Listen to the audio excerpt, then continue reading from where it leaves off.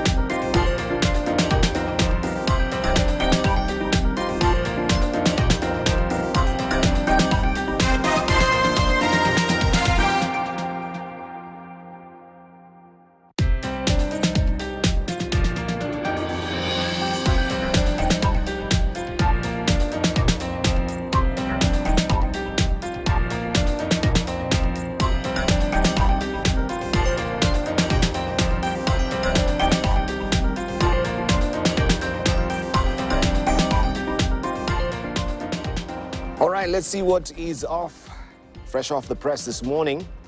And this is what you're waking up to on the front page of The Standard today.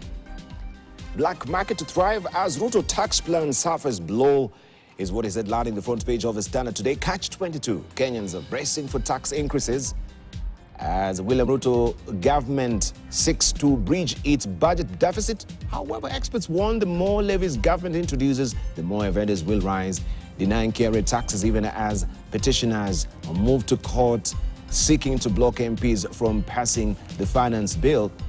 This is where the laughers curve will work, with the deflection points, more taxes, more evasions. You can follow the story on page 4 and 5 of The Standard today. Hustler defenders have turned into Gachagwa's critics, is what we have there on the teaser on top.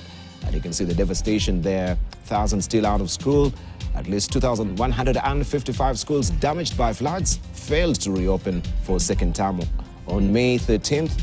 There's uncertainty as to when the learners will resume education. The worst affected schools are in Kisumu, Tana River and Homa Bay counties, with government mulling alternative places for learning. You have the story on page 2 of today's publication. With Biden finally here, and we can see the president. This is William Ruto received by the U.S. First Lady Jill Biden at the joint base Andrews in Washington, D.C. yesterday. The president will meet his U.S. counterpart today. And inside today, you have the real estate pull-out magazine for you. Affordable housing program spurs property market. That is the story that you want to follow. Government in new plan to privatize more than 200 parastatals, a policy, but the National Treasury explains that the law will be amended to convert all commercial agencies into limited private companies so that they can compete with private businesses for opportunities in government and public service. You have a story on page 6 of the publication today. European trio give nod to a Palestinian state after this was, of course, passed at the United Nations Security Council. You have a story on page 25 of The Standard this morning. The Daily Nation, Omtata moves to block finance bill, is what is a splash today. Jumping the gun? We'll see Senator Okiya Omtata wants the High Court to stop public participation on the proposed taxation measures because, contrary to procedure, the National Assembly has prioritized the Finance Bill 2024 before considering and approving the Appropriations Act 2024. You have a story on page 7 of the Daily Nation this morning. Ruto arrives in Washington for second phase of state. And there you can see the president and the First Lady, Ruto, arriving at the joint base Andrews in Maryland, Washington, D.C. in the United States of America yesterday. They were received by U.S. First Lady Jill Biden. This is the second phase of the president's U.S. state visit after Atlanta, where he pitched camp for 2 days, marketing Kenya as a top investment destination in Africa and sealing trade deals. Also on the sidebar there, court freezes 28 million shillings belonging to KNH boss. EACC investigating Dr. Evanson Kimuri of allegations of abuse of office, unexplained wealth, conflict of interest, and irregular award of tenders to firms linked to him. And also 2 die in coast as Cyclone Lali causes havoc. The cyclone, which had grown from tropical storm on Tuesday evening, caused strong winds, rains, and large waves in the Indian Ocean yesterday. You have a story on page 20 of the publication today. Oops, it's jumped to page 2. Let me just go back there. But you got the scoop as well. That is a story of the University of Nairobi. Wrangles are ongoing there, and the Vice Chancellor Kiamas has been sent on leave again. You can follow the story on page 2 of the Daily Nation. Why Gachagua is courting Uhuru. The Deputy President has once more reached out to retired President Uhuru Kenyatta in his effort to unite the Mount Kenya region and consolidate his support base amid sustained criticism from a section of local leaders. You can follow the story on page 4 and 5, as you say, of the publication today. Prince State school fees feeding. That is what state has been told.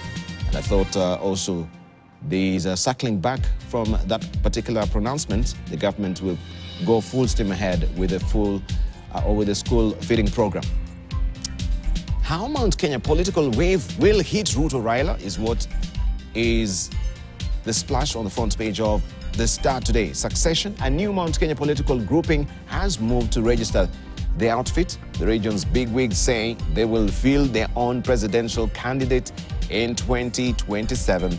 And you have a story on page 4 and 5 of this. Will this be the great breakaway within the Mount Kenya region? And of course, with UDA, everyone is eagerly waiting to see how this will pan out. KCB regains top bank budge with 69% net profit. The story is on page 11 of the Star. US signs 430 million deal. That is a 430 million shillings deal with Kenya's student airlift program. And you can see them in different, of course, captions here. And First Lady Rachel Ruto being received by US First Lady Jill Biden. Also, we do have Rigathi Gachagua officially opening the International Energy Agency 9th Annual Global Conference on Energy Efficiency at Safari Park Hotel yesterday, and ODM leader Raila Odinga with Egyptian Ambassador Wael Nasreddin Atia at his current home in Nairobi. And you have this story on page 2 of the publication today. People Daily, the 3 reasons behind Ruto Gachagua war is what is headlining the front page of the People Daily this morning. And also we can see insiders revealing the way, or they are revealing that away from smiles, from cameras, while in public, the DP is fast turning into a deeply polarizing and condescending figure to his boss and Mount Kenya allies. And you have a story on page 7 of the publication today. More pain for counties after money delay, okay, in court to stop new taxes, and also how farmers were duped to purchase soil conditioner. That story on page 6. 10 things you might know or might not know about your body. All right, get all the wiser regarding how your physiology is and your anatomy on page 22 of the People Daily today. Gachagua alililia uhuru. That is what we have as a splash. Baada ya kubanwa na viongozi chipukizi eneo la Mlima Kenya, naibu rais amsaka hasimu wake rais mstaafu. That is the story. Naibu rais Rigathi Gachagua kwa mara nyingine tena amemwomba rais mstaafu Uhuru Kenyatta kuungana naye katika juhudi za kuunganisha eneo la Mlima Kenya. And you have a story on page 2 of the publication today. Mtata aelekea kotini tena. CRA yapinga mtu kwa kila shilingi. That is the story that you have there on page 3 of the publication today. All right, let's see what is happening in business. France topples China on loans as Ruto looks west. France, Germany now biggest sources of new loans. Ruto visits US 4 times, France thrice, Germany twice. And you have a story on page 2 continuing there. Also, top bilateral lenders to Kenya. The government expects 86.99 billion shillings in bilateral funding. And you can see how they have these foreign investments, or the bilateral funding have actually been flowing. FD funds. We have also Germany, Japan, China, South Korea, Spain. The year 2023, that is 2022, 2023, also 24 and 25. They've been broken down for you there. This is from the Treasury. KCB beats equity with 16 billion shillings first quarter net profit. That's a story you want to follow on page 2 of the publication. Irrigation pending bills hit 18 billion shillings. The irrigation department has accumulated 18.6 billion shillings pending bills that contractors and lawyers, among others, are demanding. Clinker imports drop 77% on new levy. Cement clinker imports plummeted by 77.4% last year as the government introduced a steep tax on the product. In a move it argued would help promote the local manufacturing industry. But it seems this is flying in the face of what really the government really wanted. And Anthony Mwangi will tell us more about this clinker. I remember also they had raised hesitations regarding that particular levy. And it seems also the blowback is here. He'll tell us an inside scoop of what is happening in the manufacturing sector. This is a Business Daily.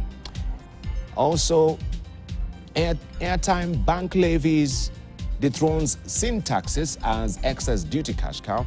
For a long time, the taxman basket of excess taxes was nearly full of collections from individuals who could hardly resist a nicotine rush or a sip of a frothy stuff. But right now, that seems to be changing, where airtime and bank levies now, they are toppling sin taxes.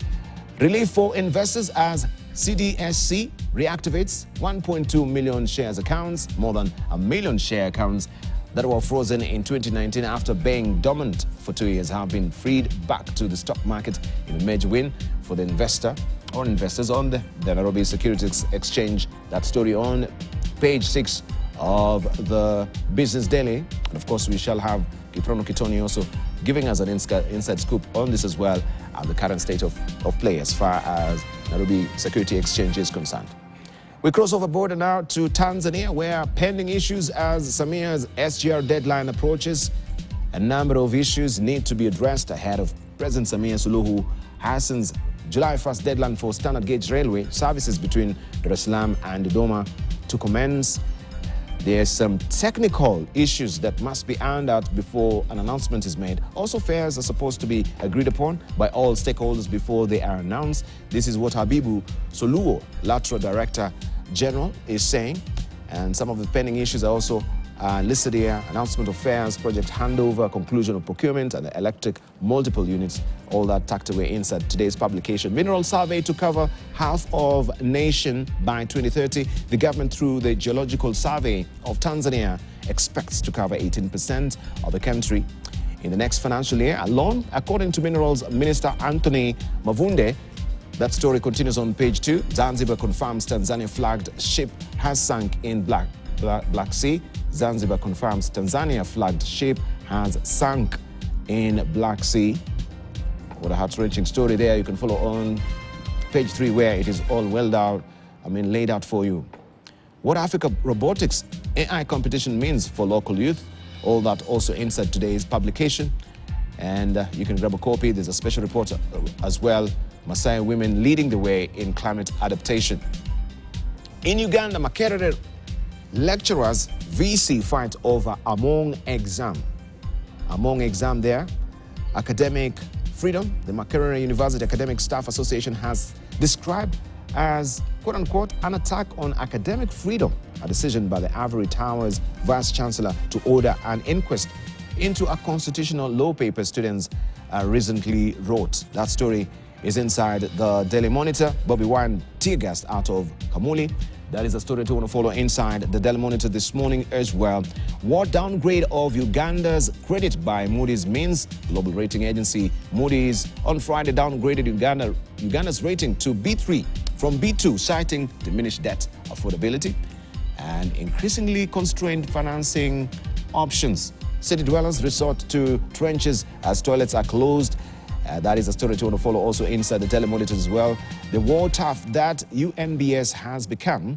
UNBS has for years been bogged down by leadership wrangles amid an increase in substandard products on the market, which in the period ended June 2023 rose to about 58%. All that tucked away in the publication today, if you're waking up in Uganda. In Rwanda, how minimally invasive heart surgeries saving children's lives is a splash today. Close to 200 Rwandan children have benefited from such innovative heart surgeries. You have a story on page 3 of the publication. National Security Symposium to discuss contemporary security challenges as well is a story you want to follow. Inside the New Times, government to use 23 billion Rwandan francs to restore degraded forests in northern provinces.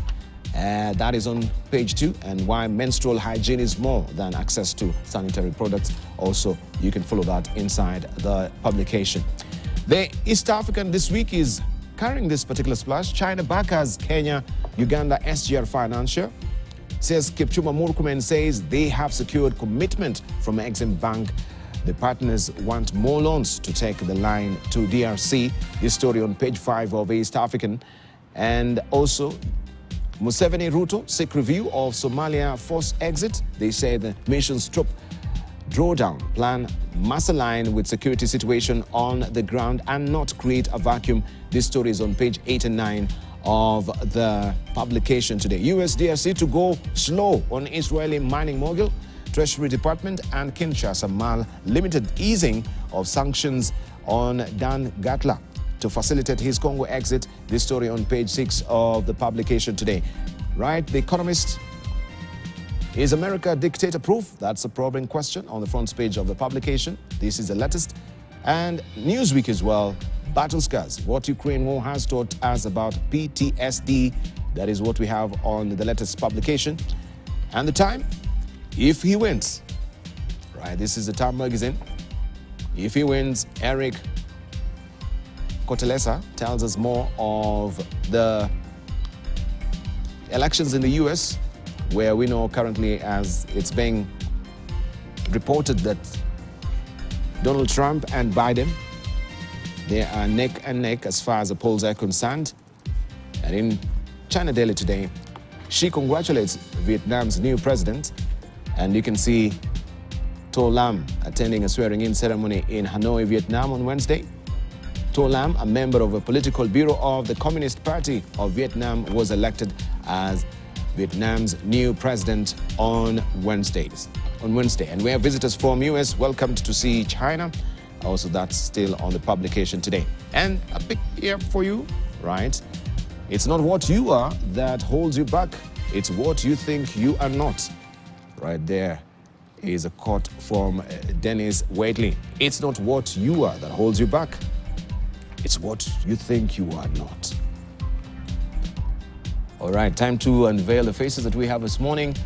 As I mentioned earlier, we are holding court this morning with the CEO of Kenya Association of Manufacturers. This is Anthony Mwangi. Also, we do have with us this morning Bunyasi Sakwa, who is the chair of Kenya Development Corporation. Also, we have Bill Okero with us, who is a political economist. Also, we're joined by Kiprono Kitoni, who is the chair of Nairobi Securities Exchange. Maybe just to give them a few minutes for introductory remarks. All right, we begin with Anthony Mwangi. He was up and early. He's gone through all the papers. He's well, versed on issues right now, from here to Timbuktu. Good morning. Morning, Dibal. Thank you for joining us. Thank you very much. Yes. Well, good to see you. Good to be here. Yeah, so we're looking forward to hearing from you. You can tell us more about the latest development. I know you have, or you're raising hesitations, a lot of issues as far as also the finance bill is concerned, 2024. We'll look at some of the salient points that also Kenya Association of Manufacturers had highlighted. Or a big one also from the 2023-2024 is a clinker, and of course the cement, the excess duty there. You'll tell us more about that 77% drop. What does that really portend for the manufacturing sector? We can see 2% as well is what the injection of the manufacturing sector was put into the GDP, right? You'll give us an analysis. They've always said over the decades you have been plateauing. So is there any blip anywhere moving forward? And also, we'll want to hear from Bunyasi Sakwa as well. Good morning. Just to get introductory remarks as well from you. Thank you. All right. Anything new up your collective sleeves? No, all I can say is that... I thought you'll have been in this entourage in the US. Hiyo kazi ya nyumbani na wenyewe. No. I was never intended to be here, nor did I think I would. I think I was more comfortable just being where I am now. Yeah, instead of having to wake up early morning, run to meetings, run to this, and it's quite a hustle, isn't it? Unless you have something but that really comes to the territory once now you that is it. Yes. If you have something, you wake up to something you want to do. If it's just a question of sightseeing, this, you get tired of it after some time. But I was going to say that now we are back in the season of the finance bill. Yes. And all that it pertains to it. The drama around it. The drama around it and so on. I think Kenyans are getting quite educated on these issues, but I had a commentary from one listener who said, what is this GDP thing you keep comparing to, And he was asking the chair of the budget committee. And I think the chair of the budget committee remained esoteric. He remained in the realm of jargon and other things. And abstractions. And this person did not get that right. And it's quite interesting. I think it's time that we are going to progressively grasp this thing and our audiences will be experts on it. Yeah, and I think this has been part of discussions here, whether we should be putting our analysis firmly on GDP. Is it a true reflection of where we are, or it should be that the purchasing power parity? Yeah, what pesa mfukoni? That is what really matters, not the projections of the GDPs. Yeah, that is another angle to it, and those are things that, as we discuss more and more, people are going to get more comfortable with the different angles to the same issue. Yeah, that is, I think, it's going to be very important to measure public performance. Yes. Yeah, let's hear from Kiprono Kitoni. I can see also some good news. The city SC accounts, they're up and running. They are reactivated. So a good thing for the frozen accounts that were frozen, I think, in 2019. Yeah, we're very happy in the capital markets. You know, the bull is chasing the bear out of town. So we've just come from an extensive roadshow in the United Kingdom. Then thereafter we're in Addis Ababa, Ethiopia, where we are advising the ESX, that's the Ethiopian Stock Exchange. And we participated in a capital markets formation conference there. And obviously they are looking to us as a more experienced player to lend a hand to their formation process. Again, like Sako Banyasi says, we are back in the season of the finance bill. And on your initial comment on GDP, I think I was quite amused a few weeks ago to see somebody being interviewed and gave an interpretation of what they thought GDP meant and realized that common sense just isn't that common. But at least he had an idea. There was population somewhere. It was an exam question, it would still have failed. Bilokero, good to see you. Yes. So we're looking forward as well to, and I know this is really right up your alley as well, with the edible oils manufacturers. That has been eaten. We're being told now we should brace ourselves. 80% increase in prices because of, if this finance bill really goes through. I think you can just give us a highlight. We'll delve deeper into it moving forward. This is the headline says it all. We are going to the black market. If the government pursues this policy of higher taxation, our economy is headed for the black market, and that's a reality. Already you've seen how KRA is performing. It's not because there is no. I mean, last year how many taxes were raised and how many were revised and how many new ones were introduced. But KRA still is not meeting the target. What's happening is that when things become very difficult, people would try to evade altogether. Because you are in business, you are trying to make ends meet. You generate $1 billion shillings for the government, but you can't make $1 million shillings in your return. So I mean, eventually, and then this is what's going to happen. So I think the government needs to get a feel of what's going on in the country. There's always that problem we've had in Kenya, that once people get power, they are out of touch with reality. They don't see what's going on the ground. You don't go out there to see how people are struggling to make ends meet. And you look at big things, Coca-Cola and Silicons and Valleys and things and that, and you forget your own people. These are the people who need to invest. If the investors in the country are not happy, they're not investing, they're not expanding their businesses, they're not employing new employees. I mean, so who is going to come from outside to build your country for you, to build your economy? And so I think sometimes we need to look at our own people and listen to them. The amount of audience we are given to people out there, in every trip the president and his team makes, is inimical to the amount of attention that we don't get, our businesses don't get. They don't sit with manufacturers, they don't sit with any of these businesses to listen and to find out how can we enhance our economy, how can we build they don't. So I think we are on the wrong trajectory, and this is why even the common sense guys who have a problem with GDP, they know that when the poll is done, are we in the right direction? They say, no, the country is headed in the wrong direction. That they know.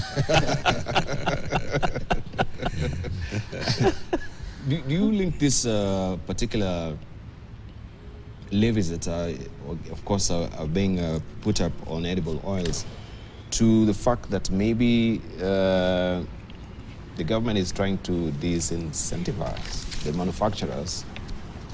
If you go back, I think a year ago or two, we had a president here in the country visiting president who said also we want to set up an edible oil manufacturing farm. And I thought maybe they want to vest all their interest and their eyes in that. So they want to discourage the local manufacturers so that they can give a premium to this. And we've seen the investment also with some of also local manufacturers here. Some plans, especially the cement plants, being put in different parts of the country. And the clinker, the levies on that going up. I think so that you might concentrate more internally.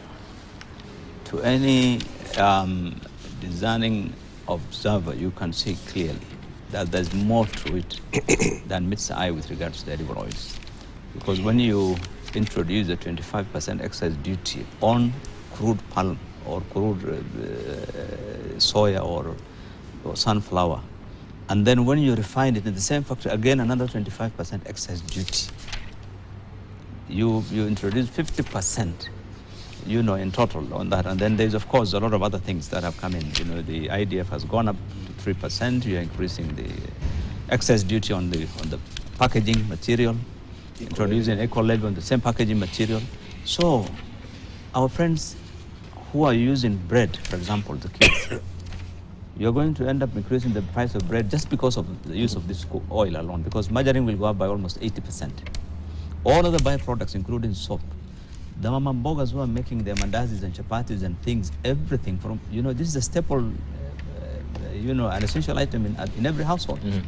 So it's not about really taxes. Sometimes when you look at it, some of these punitive measures are deliberate and they point to a wider scheme to try and this happened sometimes in the history of this country. It has happened. When you want to kill an industry and come in yourself, what you do is you try to strangle the others.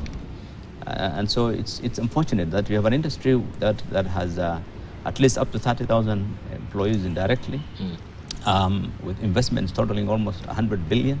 And when you look at the entire value chain, it's up to 100,000, because when you look at packaging, transportation, you look at all the people in that value chain, it's huge. So when you say you want to disrupt that, then you're going to disrupt the lives of so many people. So I think maybe we'll tell you more. Yeah, and just to add on what Mheshimiwa has said, I think the measure that we must always have is the impact. After all these things are done, what is the impact to Mwananchi in terms of consumer prices? What is the impact on investments? What is the impact on jobs? You've mentioned about the clinker. It's here, it's in Business Daily, that it went down importation by 77%, but it doesn't give the whole story. If you look at the same economic survey, the production of cement went down by 100,000 metric tons. What does 100,000 metric tons mean? That the production of cement that goes out went down by 2 million bags. That's 166,000 bags a month. And then you go further and say, what is the impact of that with the consumer prices? For the longest, you have always bought cement at 560, 600 shillings. In some places now in Kenya, it's at 1,000. So I think the conversation about local versus imported raw materials should have a focus on the ultimate price that the Mwananchi is paying. If Mwananchi is going to pay 2,000 shillings for a bag, or a 1,500 shillings or 1,000 for a bag of cement, it doesn't matter whether you're producing it in Nairobi or you're getting all the inputs. We should be able to get competitive pricing. And I think that should be the yardstick that we use. The same thing for edible oil, the same thing for steel, the same thing for paper.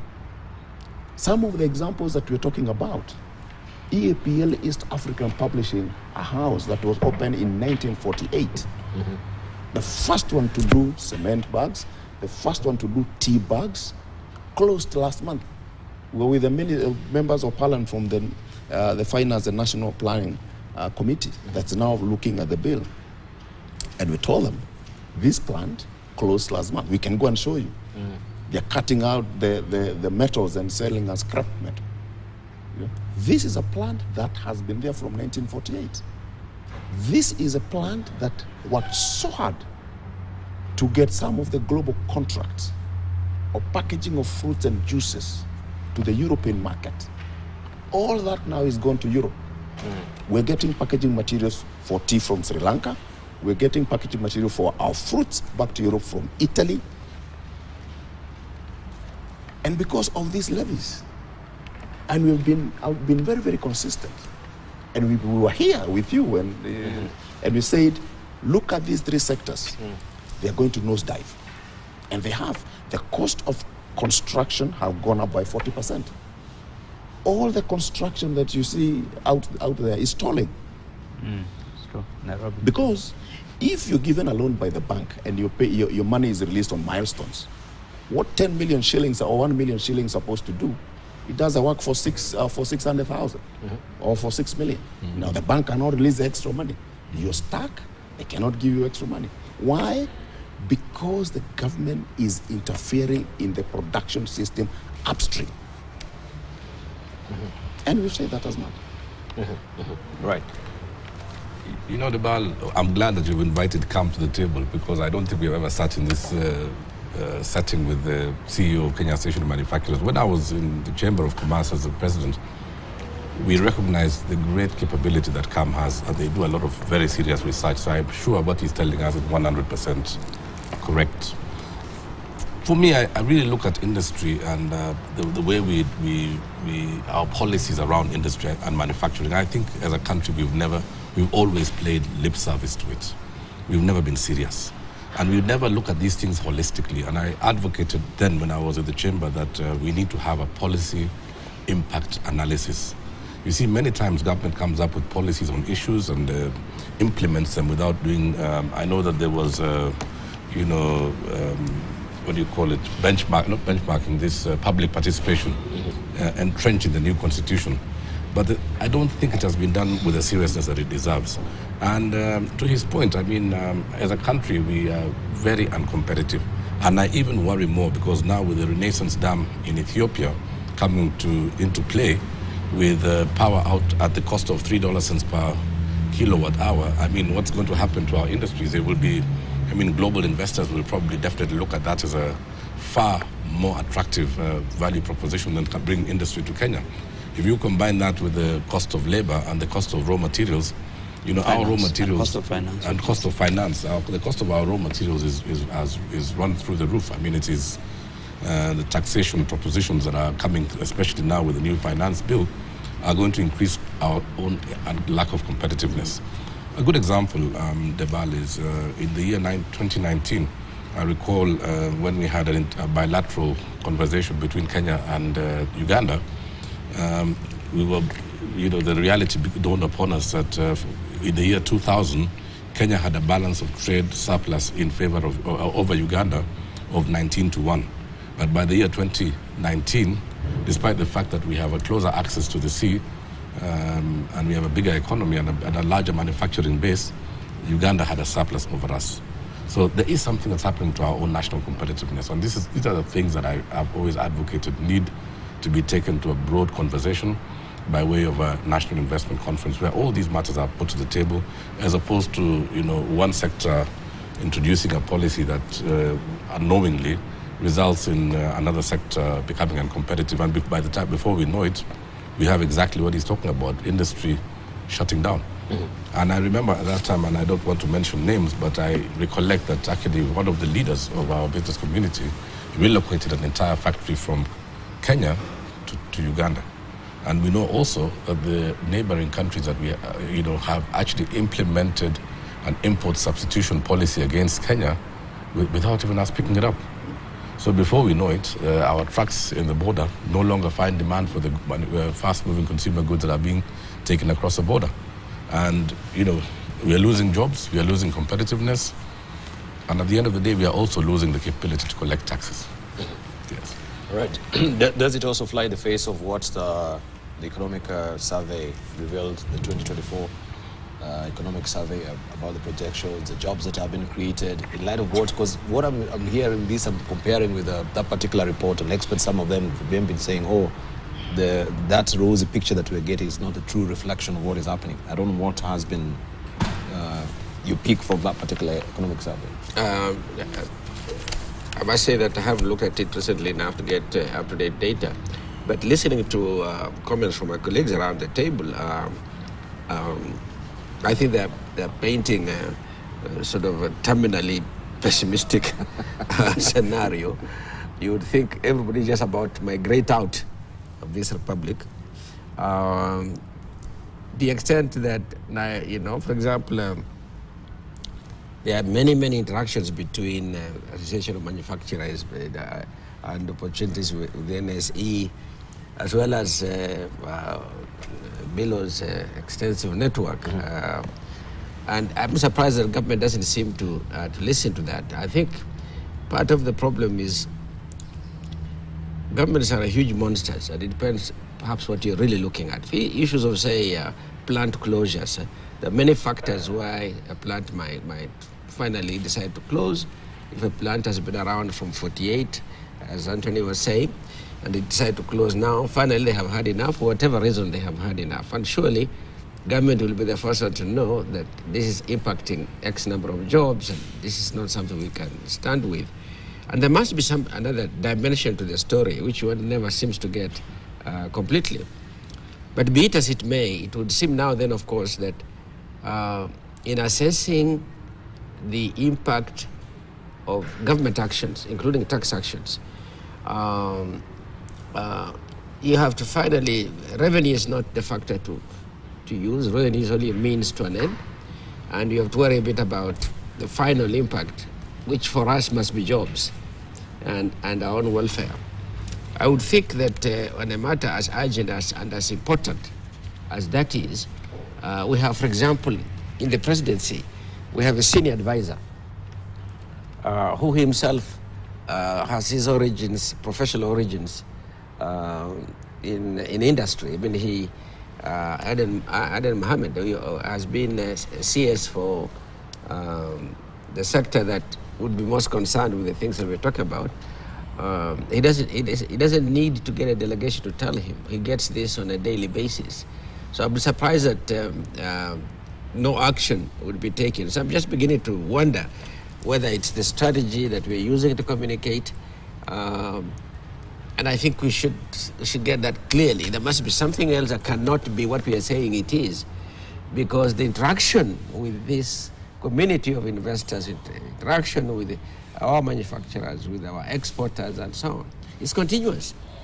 We have people embedded virtually on both sides, so I don't know why that is. We are obviously talking at cross purposes.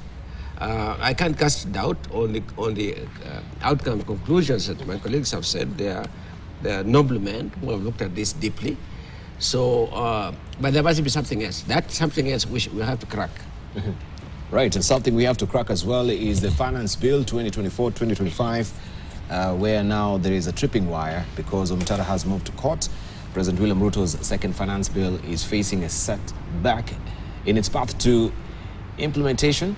This is after Busia Senator Okiya Omtata and Dr. Eliud Matindi moved to court seeking to have the ongoing public participation of the controversial bills suspended with Senator Okiya Omtata, arguing it's tabled, or it is tabled prematurely. Yakundi Kelvin kicks off our bulletin this morning with that story. The controversial Finance Bill 2024 that has split the political divide has found its way into the corridors of justice, the bill currently undergoing public participation. In the documents filed before the Milimani Law Courts, Okiya Omtata and Eliud Matindi argue that it is only after Parliament has procedurally enacted the Appropriation Act 2024 that the Finance Bill 2024 can lawfully be introduced in the National Assembly.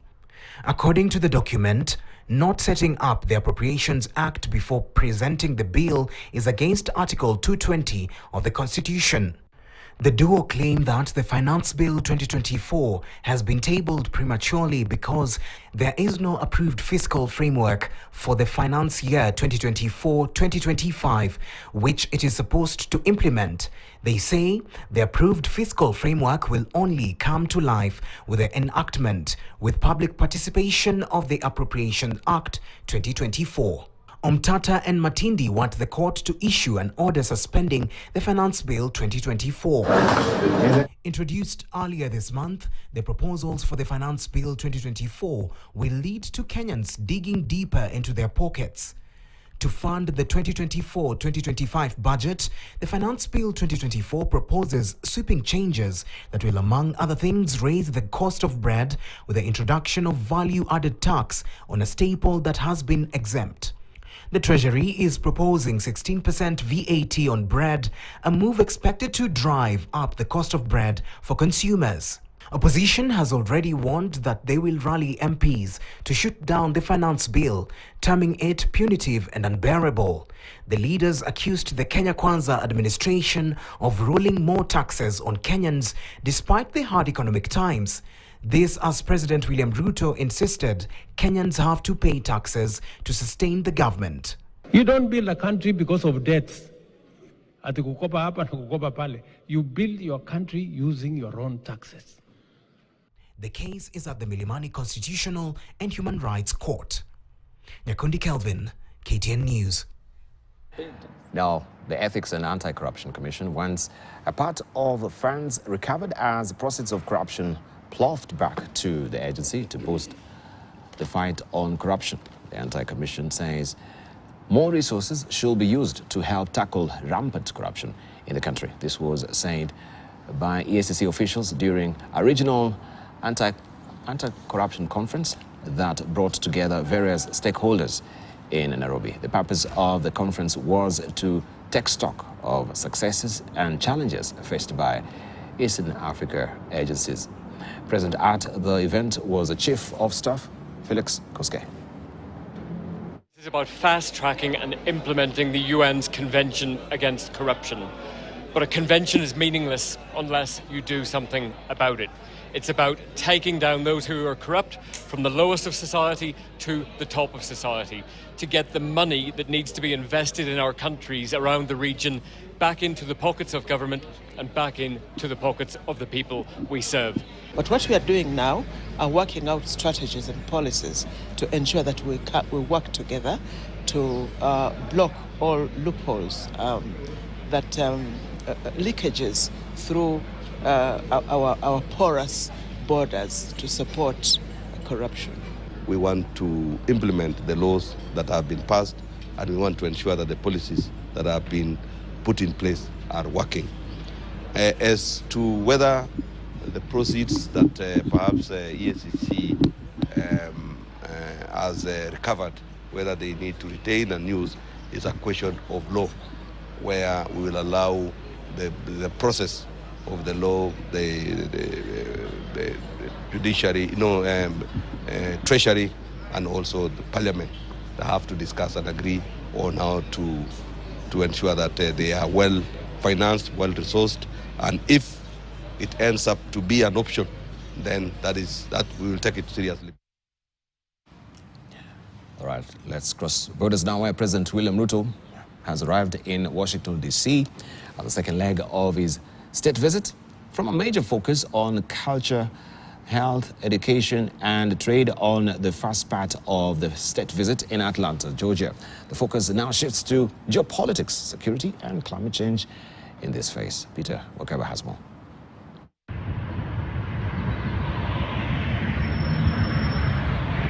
Now it's early morning here in Washington, D.C., and today President William Ruto is expected to land here in Washington at Andrews Air Force Base on his third day of his four-day state visit to the United States.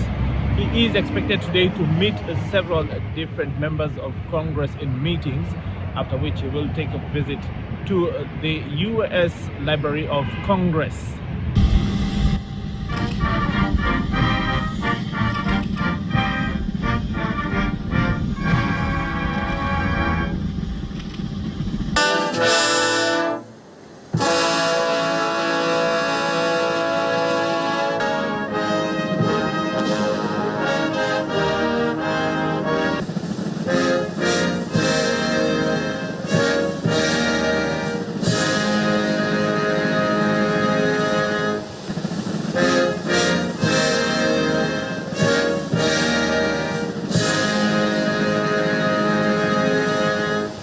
Ruto's arrival here in Washington, D.C. at Joint Base Andrews marks the start of the second phase of his 4-day state visit. He will spend time in Washington meeting President Joe Biden, and then, of course, head to Congress, where he is expected to meet several congressional committees, and after that make a speech on one of his favorite topics, that, of course, is around the issue of tackling climate change and working on the environment. Later on, the president is expected to attend a dinner where he will engage on several different aspects, including, of course, security and trade. Reporting from Joint Base Andrews in Washington, D.C., my name is Peter Okaba for KTN News.